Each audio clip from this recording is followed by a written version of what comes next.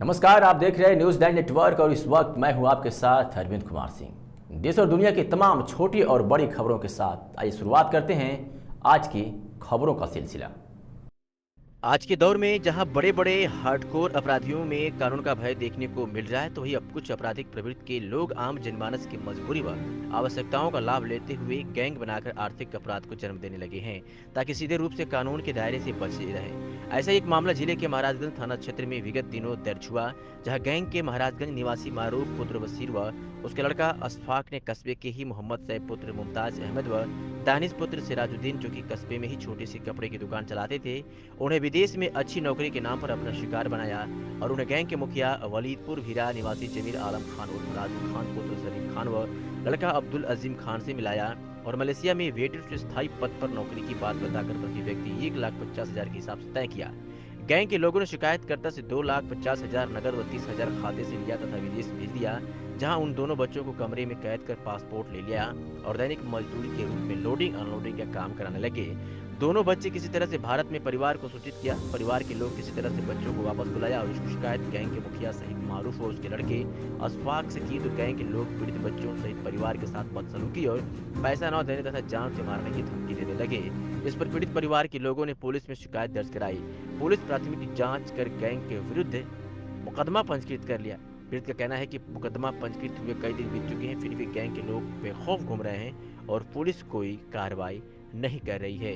इस मामले में मोहम्मद सैफ और दानिश पीड़ित ने क्या कुछ कहा है, जिन्होंने इस पूरे मामले में आरोप लगाया है, आप सुनिए। इसका क्या नाम है? आपके साथ क्या हुआ था विदेश भेजने के नाम पे? मेरा नाम मोहम्मद सैफ है और इसका नाम दानिश है। हम लोग दोनों साथ में विदेश गए। हम लोग महाराजगंज कस्बा के निवासी हैं। हमारे पड़ोसी हैं एक मारूफ और उनका लड़का अशफाक नाम का, तो वो विदेश भेजने का काम करते हैं। तो उन्होंने कहा कि तुम लोग विदेश चले जाओ, मलेशिया बहुत अच्छी जगह है, अच्छी जॉब है और होटल में वेटर का काम है। तो हमने कहा चलिए ठीक है, तो पिताजी से बात करिए। तो उन्होंने पिताजी से बात किया और पिताजी को लिवा के जाके अपने एजेंट से मिलवाया, जो वलीदपुर हीरा का रहने वाला है, राजू खान नाम का है, वही मेन बॉस है। तो उससे मिले तो उन्होंने कन्विंस किया पिताजी को। अब्बू ने कहा चलिए ठीक है, ये आदमी सही लग रहा है, चले जाओ। तो उसने कहा कि 2.5 लाख रुपये 2,80,000 रुपये टोटल मांगा। 2.5 लाख जो हमने कैश दिया, यहाँ महाराजगंज में आया था और 30,000 रुपये हमने ट्रांसफ़र किया। विदेश भेजा, मलेशिया भेजा। मलेशिया वर्क परमिट बोला कि वर्क परमिट तुम लोग को मिलेगी, हम तुम्हारे साथ चलेंगे। हमारे साथ गया और हम लोग कोलालमपुर सिटी एयरपोर्ट से बाहर निकले। वहाँ उसने पासपोर्ट लिया कि हमें वर्क परमिट के लिए पासपोर्ट की ज़रूरत है तुम्हारी। तो हमने उसे पासपोर्ट दे दिया। वहाँ से आपको कहाँ पे भेजा? फिर उसने हमसे हमें लोकेशन दे दिया। तो हमने कार वाले से लोकेशन दिया, तो वो कार मतलब पहुँचाई हमें रूम पे हम लोग पड़े रहे 10 दिन, ऐसे ही पड़े रहे बिना कोई काम के। फिर उसके बाद उसका एक मैनेजर था, तमिल था, वो कभी कहीं किसी गाड़ी को उतरवाने ले जाता था, कभी किसी गाड़ी को उतरवाने ले जाता था, यही काम था उसका। और हमारे साथ तकरीबन 10 लोग थे, हमारे साथ ही गए थे सारे। वहाँ पे खाने पीने की व्यवस्था आपने कुछ किया था? व्यवस्था कुछ नहीं थी।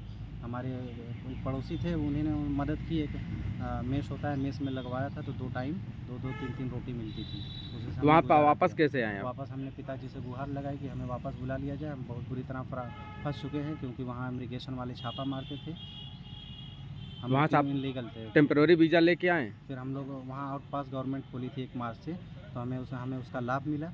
और हमने पिताजी से बात की कि हमें जल्दी से बुलवा लीजिए, वरना इमिग्रेशन अगर पकड़ लेगी 3 महीना जेल सीधा डाल। वापस आने के बाद थाने में कंप्लेंट किए थे इसके खिलाफ? आने के बाद हम थाने में एप्लीकेशन दिए, तो वहाँ कुछ कार्रवाई नहीं हुई। तो हमने एसपी के यहाँ गुहार लगाई, एसपी साहब ने आदेश दिया, FIR दर्ज हुई, लेकिन उसके बाद भी कोई कार्रवाई नहीं। पुलिस को कोई कार्रवाई नहीं की? कोई कार्रवाई नहीं की पुलिस ने।